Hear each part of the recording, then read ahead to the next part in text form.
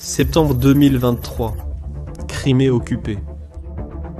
Un missile Storm Shadow britannique vient de détruire quelque chose que la Russie pensait invisible.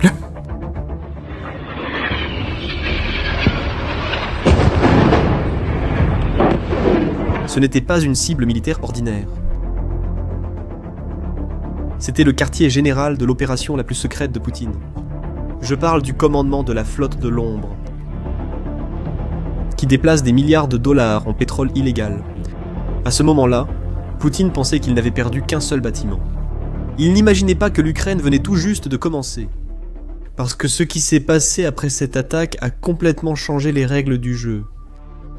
L'Ukraine ne s'est pas arrêtée au quartier général. Ils sont allés après les navires eux-mêmes. Et maintenant, en 2025, quelque chose d'extraordinaire se passe dans les océans du monde entier. Des pétroliers russes explosent mystérieusement de la Méditerranée à la mer Baltique. Mais comment exactement une nation qui n'a pratiquement pas de marine a réussi à transformer le plus grand atout économique de Poutine en sa plus grande vulnérabilité? Pour comprendre ce qui se passe réellement, nous devons d'abord connaître la cible. La soi-disant flotte fantôme russe n'est pas seulement une collection de vieux navires naviguant sur les océans. C'est la principale source d'argent qui maintient la machine de guerre de Poutine en marche.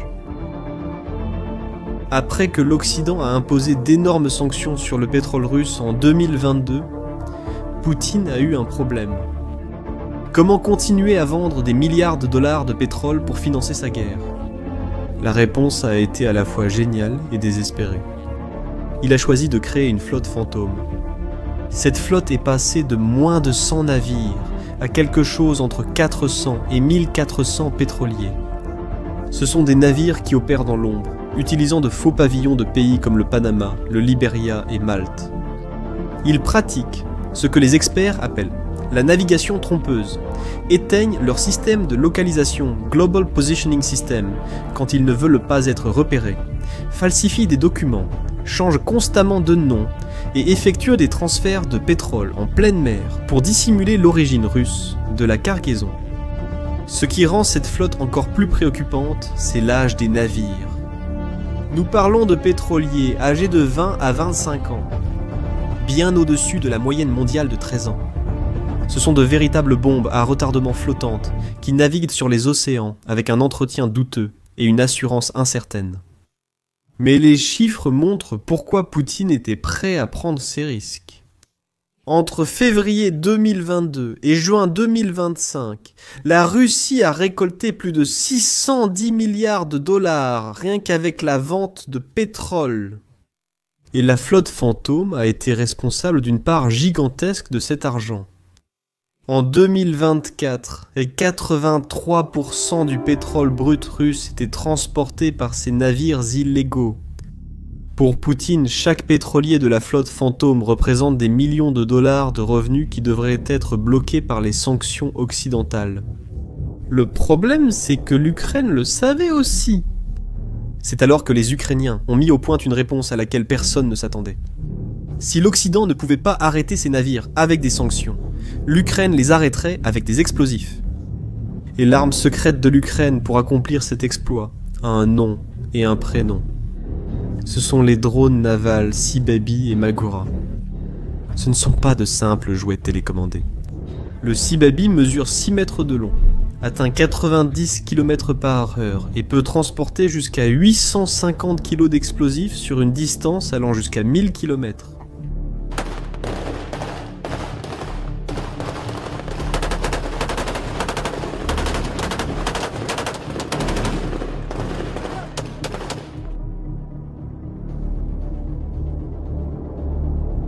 C'est comme une torpille géante et intelligente. Quant au Magura, il est plus petit, plus rapide et plus maniable. Le modèle le plus avancé, le Magura 7, mesure 7 mètres et peut transporter 650 kg d'explosifs. Mais voici le détail impressionnant. Ces drones ne servent pas seulement à attaquer des navires. Ils ont été équipés de missiles anti-aériens, y compris le célèbre Air Intercept Missile, 9 Sidewinder américains, et le R-73 soviétique. En mai, 2025, un Magura V7 est entré dans l'histoire en abattant 2 chasseurs russes Su-30. C'était la première fois dans l'histoire qu'un drone naval abattait des avions de chasse. Imaginez la scène. Un drone de la taille d'un petit bateau naviguant sur la mer Noire et tirant des missiles sur des chasseurs russes qui volaient au-dessus. Cette capacité a transformé chaque drone naval ukrainien en une double menace. Poutine doit maintenant s'inquiéter non seulement pour ses navires, mais aussi pour les avions censés les protéger. Mais le véritable génie de la stratégie ukrainienne ne réside pas dans la technologie, mais dans la précision chirurgicale des attaques. L'un des plus emblématiques a eu lieu le 28 janvier 2025. La cible était le Sea Charm, un pétrolier naviguant sous pavillon des îles Marshall, au large des côtes turques. Un drone naval ukrainien a ouvert une brèche d'1 mètre dans la coque et a complètement détruit le système de propulsion. Le navire est resté à la dérive sans couler. Ce schéma s'est répété lors de toutes les attaques suivantes. Le 4 février, ce fut au tour du Gras Faroum, un pétrolier battant pavillon libérien qui se trouvait dans le port de Tobrouk, en Libye. Une explosion interne a dévasté l'arbre de propulsion. Le navire venait de visiter un port russe et transportait du pétrole pour contourner les sanctions. Le 15 février a eu lieu ce qui est peut-être l'attaque la plus audacieuse. Le navire Sea Jewel, naviguant sous pavillon maltais, était amarré dans le port italien de Savone lorsque 2 explosions simultanées ont endommagé sa coque et son système de direction. Les enquêteurs ont trouvé des déformations concaves indiquant l'utilisation d'explosifs placés par des plongeurs ou des dispositifs magnétiques, mais c'est l'attaque de la fin février qui a montré jusqu'où l'Ukraine était prête à aller.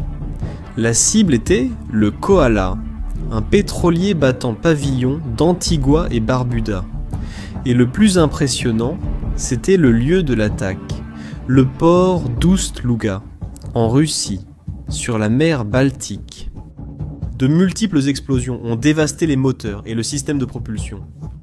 Oui, l'Ukraine a mené l'attaque dans les eaux russes.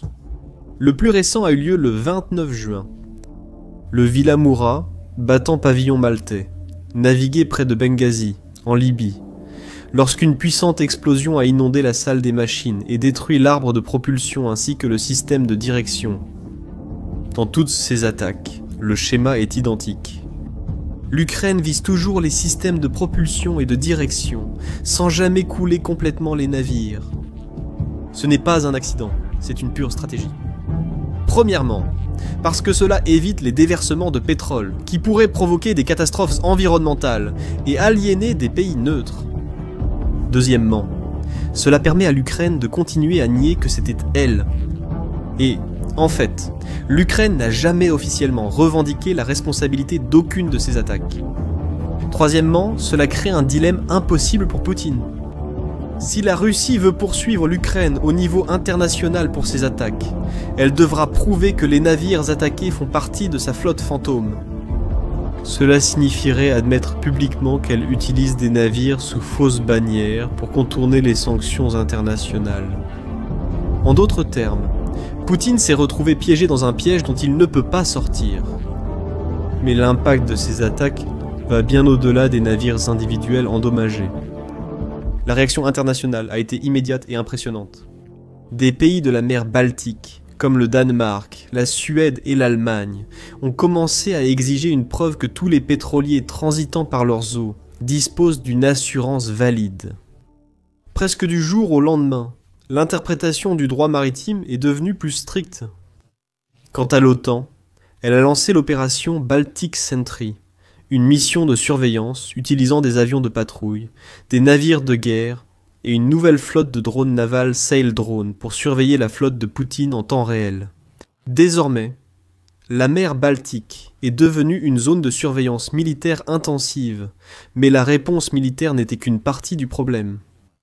Les attaques ukrainiennes ont également provoqué une crise dans le secteur privé. Le marché mondial de l'assurance maritime est entré en panique. Arrêtez-vous pour réfléchir.